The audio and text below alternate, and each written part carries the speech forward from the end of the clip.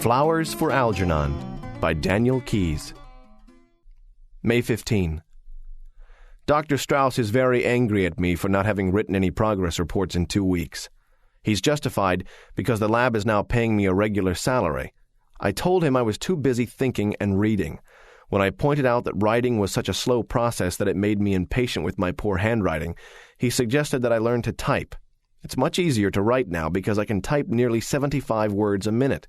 Dr. Strauss continually reminds me of the need to speak and write simply so that people will be able to understand me.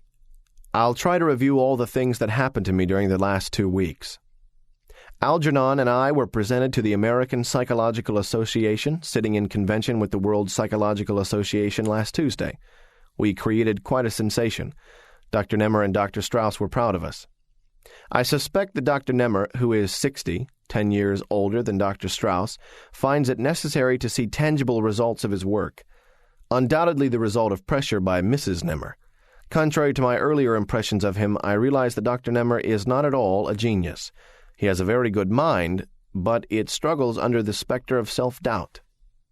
He wants people to take him for a genius.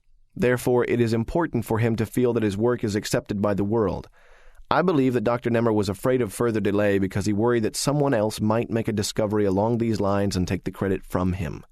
Dr. Strauss, on the other hand, might be called a genius, although I feel that his areas of knowledge are too limited.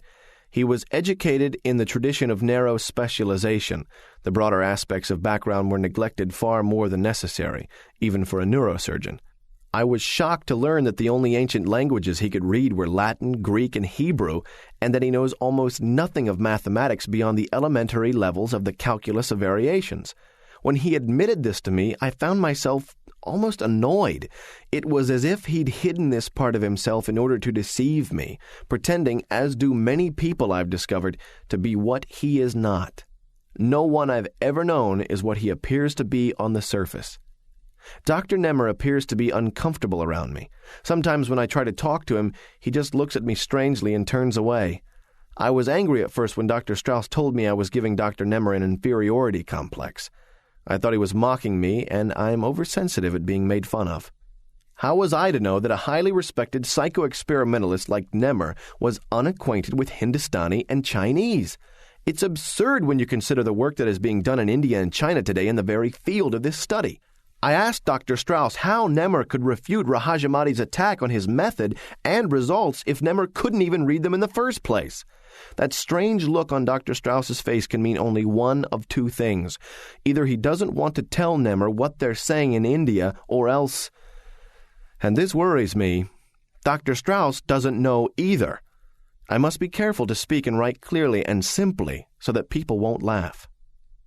May 18. I am very disturbed. I saw Miss Kinnian last night for the first time in over a week. I tried to avoid all discussions of intellectual concepts and to keep the conversation on a simple, everyday level, but she just stared at me blankly and asked me what I meant about the mathematical variance equivalent in Doberman's Fifth Concerto. When I tried to explain, she stopped me and laughed. I guess I got angry, but I suspect I'm approaching her on the wrong level. No matter what I try to discuss with her, I am unable to communicate. I must review Rostad's equations on levels of semantic progression. I find that I don't communicate with people much anymore. Thank God for books and music and things I can think about. I'm alone in my apartment at Mrs. Flynn's boarding house most of the time and seldom speak to anyone. May 20. I would not have noticed the new dishwasher, a boy of about 16 at the corner diner where I take my evening meals, if not for the incident of the broken dishes. They crashed to the floor, shattering and sending bits of white china under the tables. The boy stood there, dazed and frightened, holding the empty tray in his hand. The whistles and catcalls from the customers, the cries of, "Hey, there go the profits," "Mazel tov," and, "Well, he didn't work here very long," which invariably seems to follow the breaking of glass or dishware in a public restaurant, all seemed to confuse him.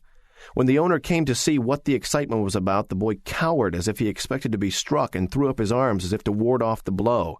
All right, you dope," shouted the owner. "Don't just stand there. Get the broom and sweep that mess up." "A broom." "A broom, you idiot. It's in the kitchen. Sweep up all the pieces." The boy saw that he was not going to be punished. His frightened expression disappeared, and he smiled and hummed as he came back with the broom to sweep the floor.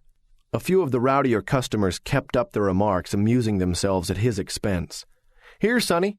Over here. There's a nice piece behind you." "Come on, do it again." "He's not so dumb. It's easier to break 'em than to wash 'em." As his vacant eyes moved across the crowd of amused onlookers, he slowly mirrored their smiles and finally broke into an uncertain grin at the joke which he obviously did not understand. I felt sick inside as I looked at his dull, vacuous smile, the wide, bright eyes of a child, uncertain but eager to please. They were laughing at him because he was mentally retarded, and I had been laughing at him too.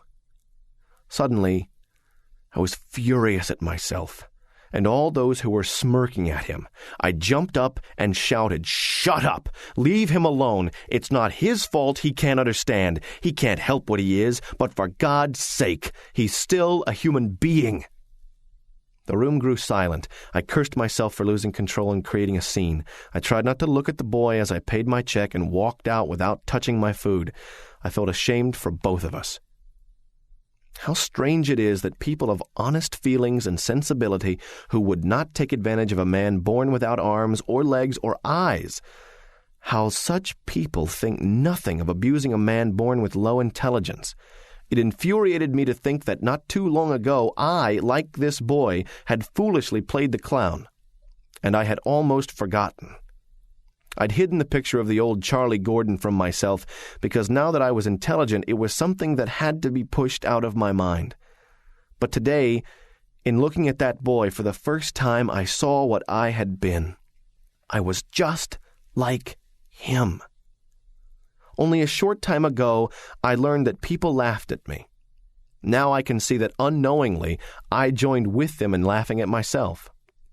That hurts most of all. I have often reread my progress reports and seen the illiteracy, the childish naivete, the mind of low intelligence peering from a dark room through the keyhole at the dazzling light outside.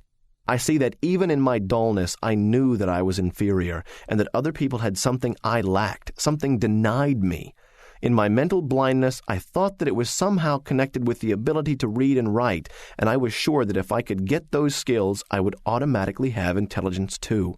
Even a feeble-minded man wants to be like other men. A child may not know how to feed itself or what to eat, yet it knows of hunger.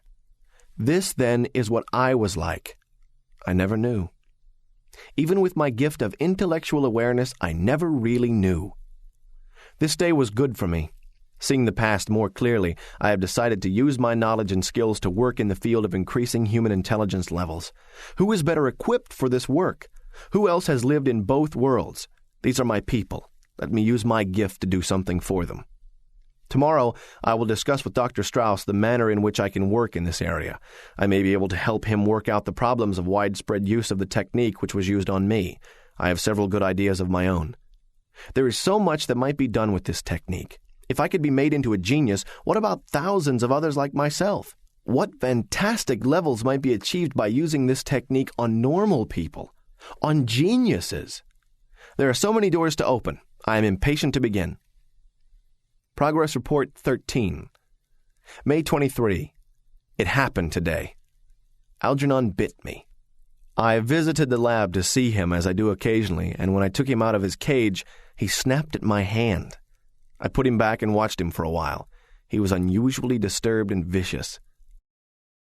May 24. Bert, who is in charge of the experimental animals, tells me that Algernon is changing. He is less cooperative, he refuses to run the maze anymore, general motivation has decreased, and he hasn't been eating. Everyone is upset about what this may mean. May 25. They've been feeding Algernon, who now refuses to work the shifting lock problem. Everyone identifies me with Algernon. In a way, we're both the first of our kind.